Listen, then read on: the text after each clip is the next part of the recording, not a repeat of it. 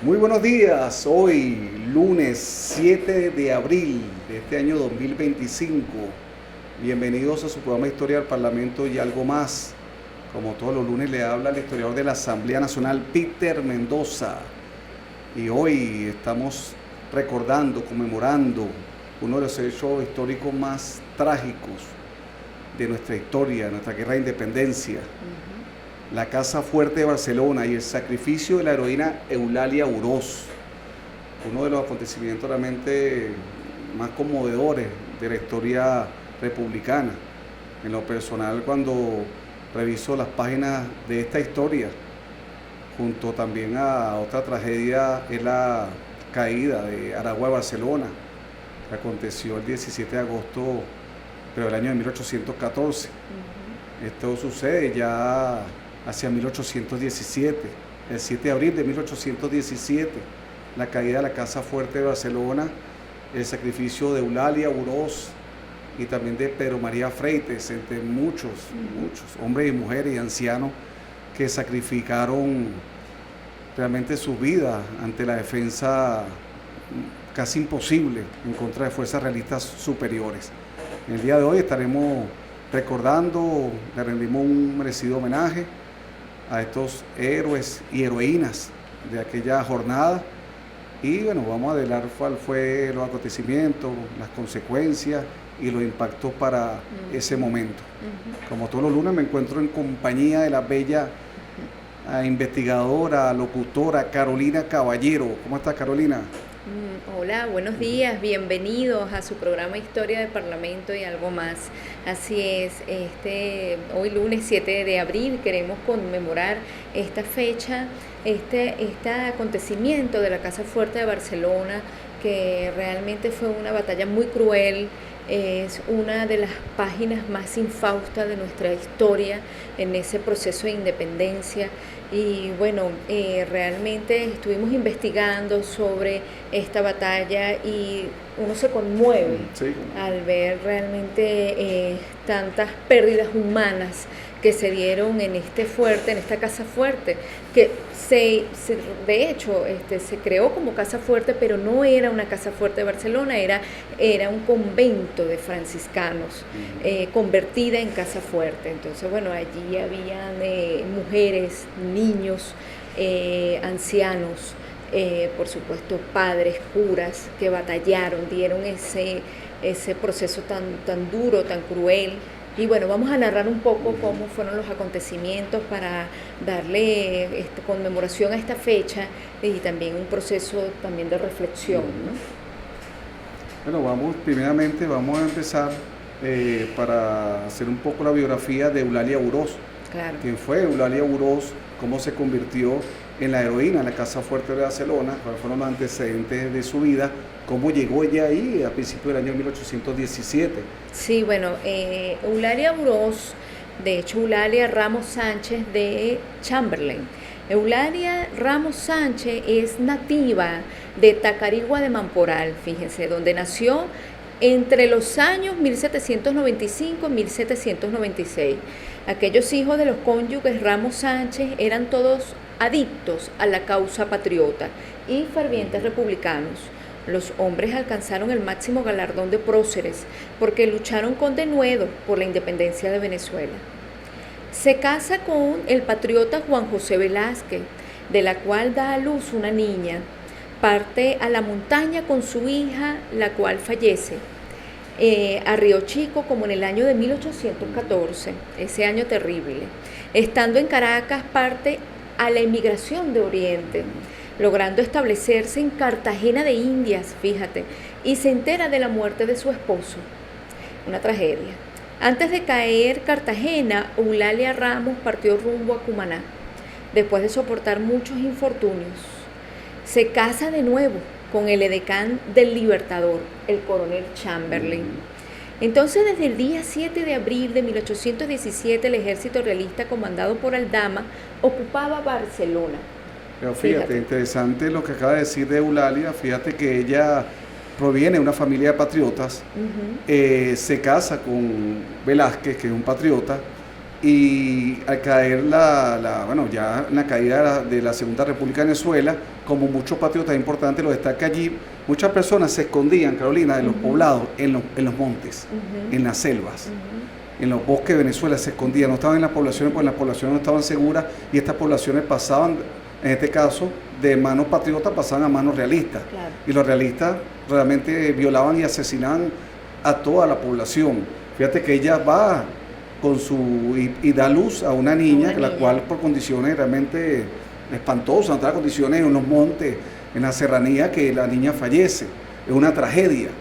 Después se sabe que por Mamporal pasa la emigración de Caracas hasta Barcelona y hacia el oriente, se une en la trágica, se dice fácil, pero realmente la migración oriente fue unos acontecimientos más trágicos de la historia venezolana, porque hay gente descalza, gente que no había jamás salido de su comarca, se va a pie desde Caracas, en este caso de Mamporal hasta Barcelona y hasta Cumaná, otro hasta Aragua, Barcelona y otro incluso hasta Maturín.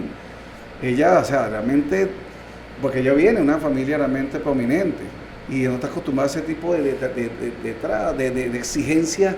Claro. Y ella se sobreexige a sí misma por supervivencia y tiene después se entera, pasa hacia el oriente, después va a Cartagena de Indias, antes del sitio de Pablo Morillo, importante decirlo, porque la ciudad heroica Cartagena de Indias va a ser rendida por hambre.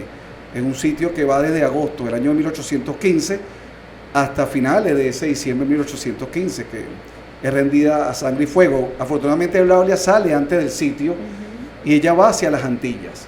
En las Antillas se conoce al joven oficial inglés de apellido Chamberlain y ella se compromete con Chamberlain, quien además Chamberlain es edecán del Libertador Simón Bolívar en la expedición de los Cayos.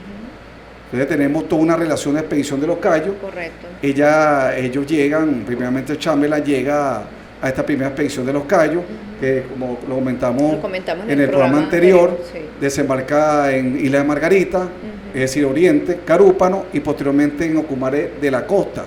Esta expedición va a tener un éxito parcial porque Bolívar va a regresar a Haití, pero deja la mecha encendida con los 600 de Magregor, que va a dar la batalla de Juncal, va a liberar parcialmente el oriente venezolano. Y en esa liberación parcial Bolívar va a desembarcar de nuevo en Barcelona en enero de 1817. Correcto. Entonces tenemos a Bolívar que desembarca en Barcelona en 1817. En 1817 Bolívar llega a Barcelona, se da cuenta que la población es difícil de defender. De hecho, el objetivo de Bolívar es avanzar desde Barcelona hacia Caracas, porque Bolívar todavía tenía en mente que si tomaban Caracas, la guerra por la independencia se acababa. O sea, él quería reeditar de nuevo la campaña admirable de 1813. Bolívar tenía una fijación que se le va a cambiar de estrategia pronto, cuando cambie su objetivo de angostura después de estos acontecimientos. Pero el objetivo principal de Bolívar era avanzar rápidamente sobre Caracas. Es difícil porque en la población de Clarines y de Píritu, estas poblaciones están tomadas por la fuerza realista, el coronel Aldama y otro oficial se llama Real, tienen fuertes contingentes españoles. Es importante decirlo porque se conoce la batalla de la Casa Fuerte del 7 de abril, pero hay una batalla 2 meses antes. Hacia febrero los realistas se atreven a avanzar, se sienten fuertes para avanzar sobre los patriotas. Bolívar está comandando esa tropa y Bolívar se ve asediado por la fuerza realista. Porque, como para que tengan la idea, hemos visitado Barcelona, en la población se da el combate. Una vez que el combate son fuerzas superiores desde el punto de vista realista, tú vas a la Casa Fuerte, que no es una casa fuerte, como decía, es un convento de franciscanos, pero una especie como el Álamo para los estadounidenses. El Álamo es el último bastión. La Casa Fuerte viene a ser nuestro Álamo. Todos corrían hacia aquella... A protegerse del convento, que lo empezaron a llamar Casa Fuerte. Allí Bolívar estaba asediado, pero afortunadamente llegaron los refuerzos a manos de Francisco Bermúdez. Ellos, Bolívar y Bermúdez, tuvieron grandes diferencias en la expedición de los Cayos. De hecho, Bermúdez no forma parte de la expedición de los Cayos. Bolívar lo deja por diferencia de desobediencia, pero fíjate, ellos apartaron sus diferencias personales por la causa. Y Bermúdez va con un piquete de patriotas que se enfrentan y van a todo galope y salvan a Bolívar y a y a los patriotas. De hecho, Bolívar, Eduardo Blanco en Venezuela Heroica, dice que Bolívar cuando ve a Bermúdez y se abrazan en el río del puente Neverí, él dice, tú eres el libertador del libertador. Fíjate, el libertador del libertador, una palabra efusiva de Bolívar, porque realmente sí, le salvó la vida a él y a todos los patriotas. ¿Qué hace Bolívar? Bolívar en febrero de 1817, es decir, 2 meses antes del desastre, se da cuenta que es difícil defender. ¿Por qué? Porque hay una fuerza realista muy cerca y además está la bahía de Pozuelos. Nosotros también estuvimos en la bahía de Pozuelos. Un puerto muy alto. Es un puerto, mira, casi que, o sea, casi aguas profundas. Sí, es y realmente la escuadra española, que es poderosa en 1817, o sea, es vulnerable por mar y por tierra. Y por tierra. Bolívar se da cuenta y Bolívar hace una reunión, es importante decirlo. Bolívar hace una reunión, una asamblea de ciudadanos y da cuenta su experiencia militar, ya en 1817, de que es casi una causa perdida la defensa de esta ciudad de Barcelona. Y le dice a los pobladores que es mejor evacuarla, porque es difícil. Vámonos hacia Oriente porque es muy difícil mantener esta posición. Lamentablemente, el gobernador Rivas, que es un gran patriota, mi respeto, por supuesto, porque son decisiones históricas, decide quedarse con un grupo de personas, un pequeño piquete, porque en su mayoría eran ancianos, jóvenes, y niños, sí, y mujeres. Sí. Bolívar iba a trasladar los pertrechos hacia Margarita, porque Bolívar ya entendió que el objetivo, vamos a colocar los ojos en Guayana, vamos a liberar Angostura, y de allí vamos a retomar el territorio. Bolívar lo entendió. Y el gobernador Rivas decide quedarse, y Bolívar los pertrechos que iban destinados a Margarita lo coloca en la Casa Fuerte de Barcelona. Los deja allí. Bolívar se retira y deja un pequeño piquete allí. Bermúdez se retira también hacia Cariaquito y Santiago Mariño va a estar en Aragua, Barcelona, con intención de auxiliar a la Casa Fuerte en caso que se la requiera. Pero esto es casi que son acontecimientos que lamentablemente se van a traer graves consecuencias. El 5 de abril, antes de entrar aquí a la narrativa, llega, como Bolívar lo previó, 3.500, o no dicen 4.000 hombres prestos para la batalla, crueles para la batalla. En la Casa Fuerte había 1.500 personas, la mayoría, los soldados serán 400 cuando mucho, los demás son civiles, ancianos.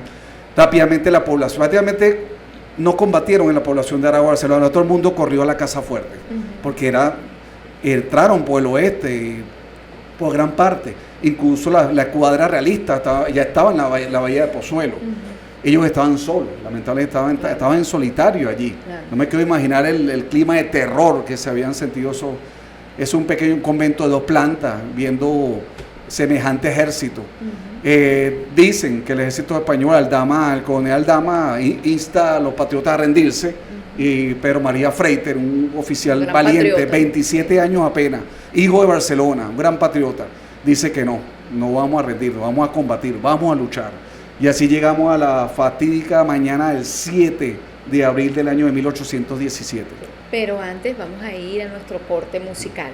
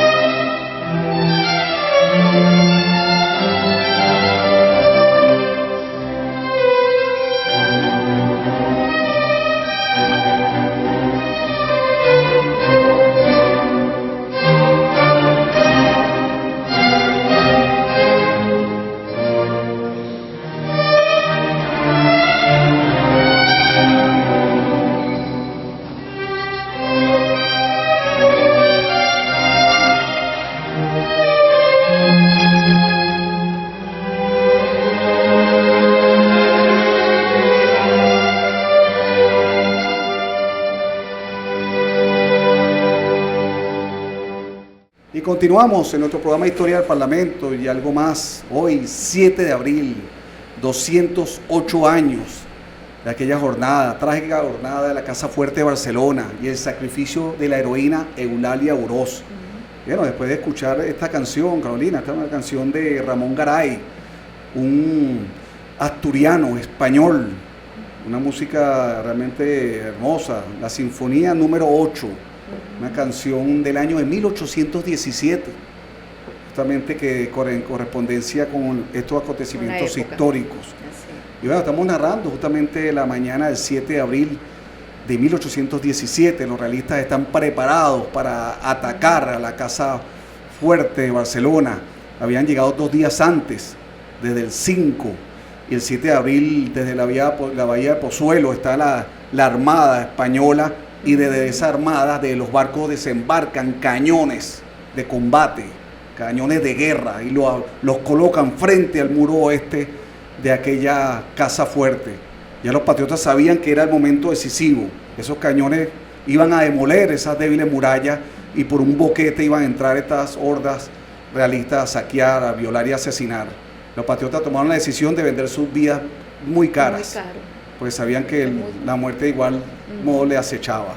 Y vamos con estos trágicos acontecimientos. Sí, nos dice que desde el día 7 de abril de 1817 el ejército realista, comandado por Aldama, ocupaba ya Barcelona. Todo estaba muy bien coordinado por el ejército español, mientras que en el campo donde se hallaban alojados los republicanos tuvieron que interrumpir los trabajos de fortificación empezados porque las huestes realistas avanzaban cada vez más. A esto se agregaba que la mayor parte de la población, que estaba formada por hombres, mujeres y niños, dominados por el terror, se vieron obligados a refugiarse en el antiguo convento de los franciscanos, un recinto donde se había fortificado las tropas patriotas. Este edificio vetusto, que en otra ocasión era un recinto de meditación para los religiosos de la Orden de San Francisco, es conocido históricamente con el nombre de la Casa Fuerte, cuando en realidad era más bien una casa débil, según lo manifestado en aquel tiempo por una distinguida dama cumanesa. El 7 de abril de 1817 los sitiados se preparaban para defender la vida de aquellos ancianos, mujeres y niños que se habían refugiado en la Casa Fuerte con el propósito de conseguir amparo y protección. El coronel Aldama, que comandaba el ejército realista, contaba con fuerzas numéricamente superiores a las tropas patriotas que defendían a Barcelona. Con todas las ventajas y recursos que tenía a su alcance ese jefe español, imparte las órdenes respectivas para que comience el combate. Los patriotas se defendían con heroicidad ante el ataque violento que reciben de los realistas, que hieren y matan sin piedad alguna. A estos salvajes sitiadores no les mueve la compasión de los gritos y quejidos lastimeros que lanzan los sitiadores, quienes, atormentados por el dolor, piden clemencia y misericordia en aquel lugar donde se desarrollaba aquella horrible guerra de exterminio. Fue desastrosa aquella batalla. Manuel Osti, figura entre los republicanos que defendieron la Casa Fuerte en ese tiempo. Es importante destacar un break. Osti, Eduardo Blanco lo conoce hacia la década de 1870, 1880 y lo inserta su testimonio en Venezuela Heroica. Es importante decirlo que este capítulo de la Casa Fuerte de Barcelona está en base a la memoria de Manuel Osti. Y nos dice que Manuel Osti era nativo de Barcelona. Sus padres fueron Juan de Dios Arrioja y María Ramona Osti. Estuvo en los combates de Cumaná, fíjate, de Cariaco, de Carúpano, como se encontraba en aquel terrible combate, luchando con las tropas patriotas al mando del general Freites. Él describe en sus memorias precisamente el degüello ocurrido en la Casa Fuerte y la muerte de sus heroicos defensores que anotamos. Después de un horroroso combate y nublados con los corredores de un espeso humo de pólvora, cometieron los españoles los mayores crímenes, degollando mujeres, niños y asesinando sacerdotes y ancianos, tirando a los niños contra las paredes o hacia arriba para esperarlos en las bayonetas que se entregaban hasta las trompetillas del fusil. Terrible. La matazón efectuada allí fue espantosa. Por todas partes yacen en el suelo los muertos y los heridos. La esposa del coronel José Godoy, doña Barbaja Rioja, murió en la Casa Fuerte, a consecuencia de un golpe que le dieron con un sable en la cabeza. También falleció doña Carmen Requena, al penetrarle una bala en el pulmón. La progenitora del capitán Demetrio Lobatón, llamada Juana Chirinos, y otras señoras se lanzaron desde una azotea, a fin de librarse de los atropellos y desmanes cometidos por aquella tropa salvaje. Agustín Reyes, oriundo de Margarita, prefirió suicidarse antes de caer en poder de esta horda tan depravada. También las mujeres con un interés y valor extraordinario tratan en este escenario sangriento de la guerra de defender a sus hijos, a sus maridos. Todas parecen en medio de la crueldad y el desafuero desatado en la Casa Fuerte por esos feroces realistas. Desafiando la muerte de las huestes de Aldama, se meten por entre la metralla y en medio del caos pavoroso de la guerra desatan un pánico espantoso. Sin piedad alguna, tales desalmados atemorizaron a las personas que se habían refugiado en el convento, llegando al extremo de su ensañamiento, que ellas no hayan qué decisión tomar. Están confundidas, espantadas, con tanta crueldad y salvajismo. Allí se oyen las voces lastimeras de las mujeres heridas y las oraciones y ruegos que éstas elevan a Dios, impetrando piedad y misericordia al ver que el terror reina en aquella fortaleza. A todo esto se agrega el llanto de los niños y los ancianos sobrecogidos de espanto. Es tan terrible este acontecer bélico que en este lugar ocurre, donde las huestes realistas cometen los más horribles atropellos. Pero todo fue en vano. Ni siquiera los preces elevados en tan tétrica ocasión pudieron aplicar las pasiones desenfrenadas de la soldadesca feroz, que estimulada por el triunfo efímero, ve el momento propicio para desplegar por esos contornos toda su barbarie. Tan funestos, salvajes mancillan a las mujeres, sin que sus parientes puedan defenderlas de aquellos hombres brutales que las vejan. Hasta el padre, Juan Antonio Godoy, que bendecía a las mujeres que aspiraban a esos pavorosos sucesos, cuando él sale al jardín, un machetazo le corta la cabeza. El padre Sierra, que acudió a prestarle protección y auxilio, fue atacado y abofeteado, pero logra escapar de allí y se dirige a la casa de doña Luisa Luna, donde fallece a los 2 días, debido a los golpes tan fuertes que le propinaron en aquellos salvajes realistas en la terrible matación efectuada. En aquella terrible hora de agonía todo fue confusión entre godos y patriotas, matándose unos a otros a quemarropa. Se oían por todas partes gritos, lamentos, amenazas, llantos, súplicas, y fueron reducidos todos en una triste pavesa los mártires que ocupaban en aquel santo recinto, sin que mereciese las consideraciones humanas.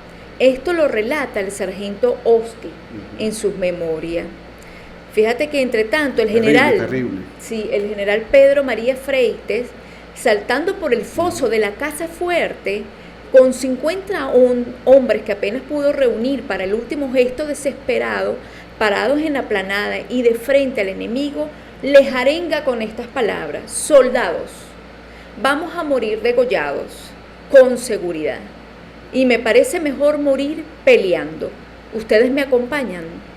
Todos contestaron al unísono: sí, mi general. Todos se desplegaron frente al arroyo y al ver acercarse la fuerza española, desenvainó su espada el general Freites al grito: ¡Viva la República de Venezuela!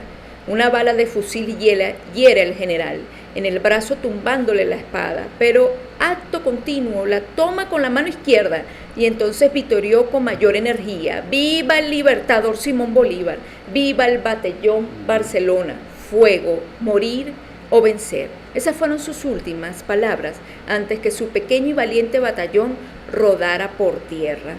El general Freites y el gobernador Riva cayeron en el poder de los españoles y conducidos a Caracas, donde fueron ahorcados en la Plaza de Armas, hoy la Plaza Bolívar. Terrible. Numerosos actos de heroicidad se registraron en este día de duelo para la patria. El coronel José Godoy, jefe de aquel día luctuoso, se paseaba con serenidad, de un punto a otro anunciando los pormenores de la batalla a sus compañeros y exhortando a sacrificar sus vidas en aras de la patria para reivindicar con su sangre el ilustre nombre de la América libre.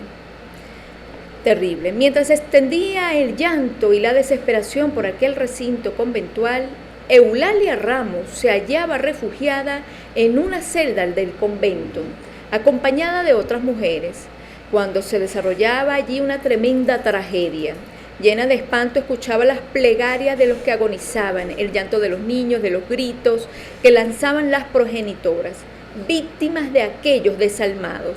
Y sin embargo, esa admirable patriota no podía prestar ningún auxilio a los desventurados seres que sucumbían a terrible hecatombe que ocurría en la Casa Fuerte. En su refugio la visita Chamberlain.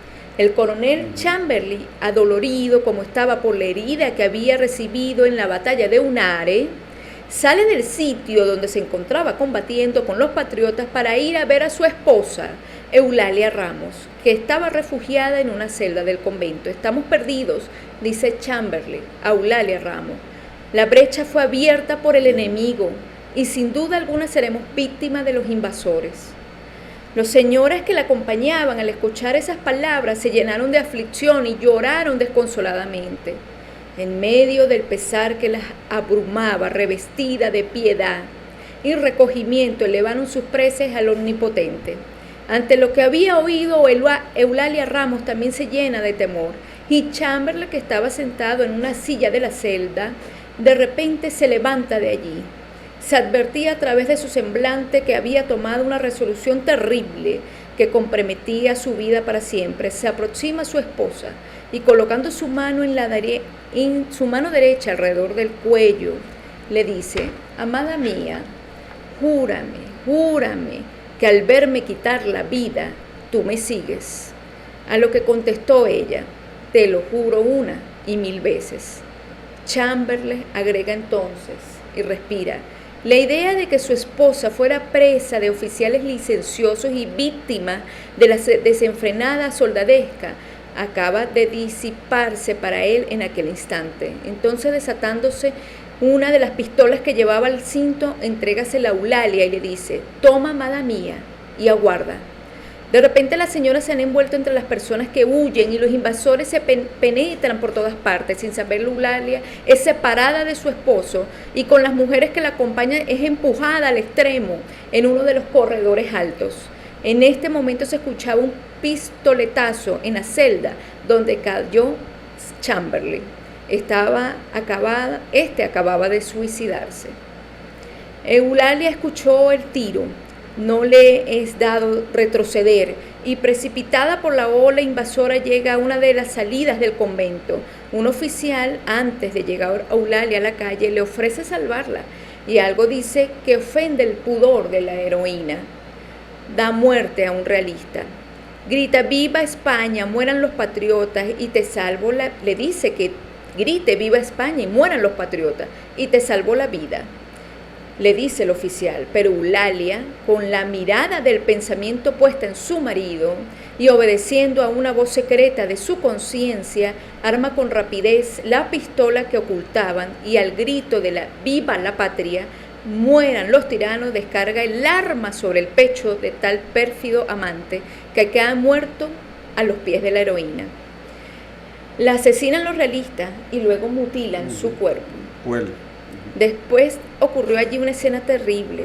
Sobre el cuerpo de Eulalia Ramos, aquellos bárbaros soldados descargaron golpes mortales en sus armas. Fue extinguida la vida de la heroína y le arrebataron la sortija de sus dedos, le cortaron las orejas, las manos. Aquellos implacables realistas que aún no estaban saciados de su sed de venganza mutilaron su cadáver y la ataron a la cola de un caballo. Tan sublime heroína terminó su vida, dejando un recuerdo imborrable, porque fue capaz de soportar con admirable estoicismo los más grandes infortunios que el destino le deparó en el curso de su existencia, llegando hasta el máximo sacrificio de inmolarse por la libertad. Que le testimonio su compañera, le llamaban, ella estuvo en el oficio de la misa antes de morir, y la llamaban la caraqueña bonita, la llamaban en el convento, allá en la población de Barcelona. Sí. Y claro, nosotros estuvimos en la Casa Fuerte en víspera del Bicentenario, a principios del año 2017. Correcto. Recorrimos en silencio las ruinas de aquella Casa Fuerte. Vimos el homenaje, la escultura de Eulalia Burós con su pistola hacia el firmamento y también de Pedro María Freites. Así es. Y del mismo modo que las ruinas de la población de Orador en Francia, la cual nunca se restauró, nunca se reconstruyó en homenaje a las víctimas de la ocupación nazi. Del mismo modo, la Casa Fuerte de Barcelona permanece en ruinas.